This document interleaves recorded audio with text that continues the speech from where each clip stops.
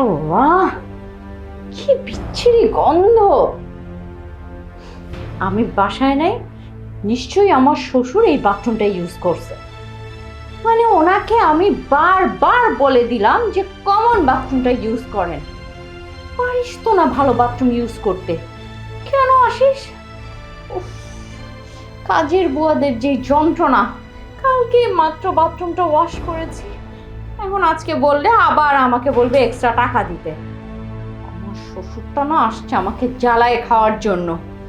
এই কেউ ভূতগুলো সারা জীবন বাথরুম করছে রাস্তাঘাটে বনে জঙ্গলে, এখন এই ফ্ল্যাট বাড়িতে এসে মানুষকে জ্বালাচ্ছে।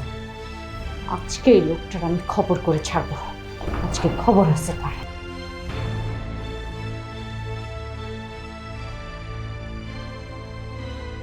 খুব আরাম করে টিভি দেখা হচ্ছে না?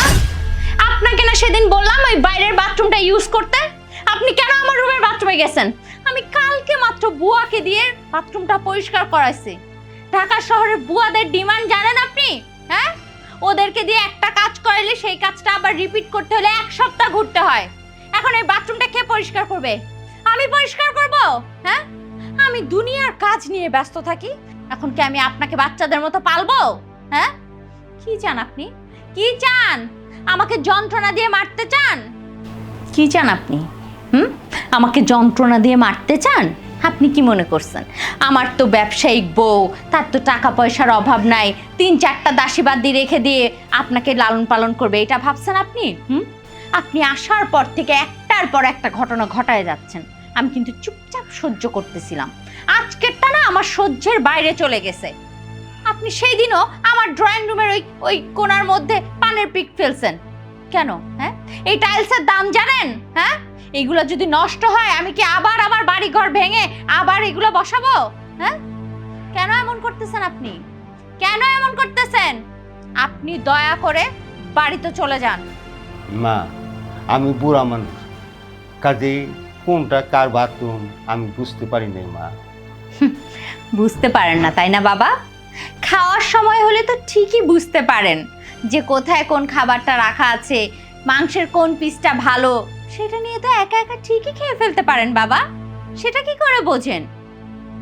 মানে কি বলবো আর, আপনাকে বলতে বলতে আমার নিজের শরীরটাই খারাপ হয়ে যাচ্ছে। শুনেন, আমার এত কথার দরকার নেই। এই খবরদার, খবরদার এই মায়া কান্না কানবেন না। আপনি কি মনে করছেন এক একটা অকারেন্স করে করে আপনি মায়া কান্না দেখাবেন আর আমি আপনার সব দোষ মাফ করে দিব? আর চলবে না। আমি আমার ব্যবসায়িক কাজ করব নাকি আপনার এসব উল্টাপাল্টা কাজে সামাল দিব বলেন তো? আপনি আজকে এই মুহূর্তে আমার বাসা থেকে চলে যাবেন। ও না, আজকে তো আবার ট্রেন নেই, আজকে দিন রাত আপনাকে আমার সহ্য করতে হবে।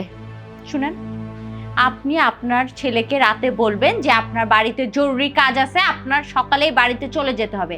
আমি সকালে ঘুম থেকে ওঠার আগে আপনি আমার বাসা ছেড়ে চলে যাবেন, আমি যেন আপনার চেহারা না দেখি।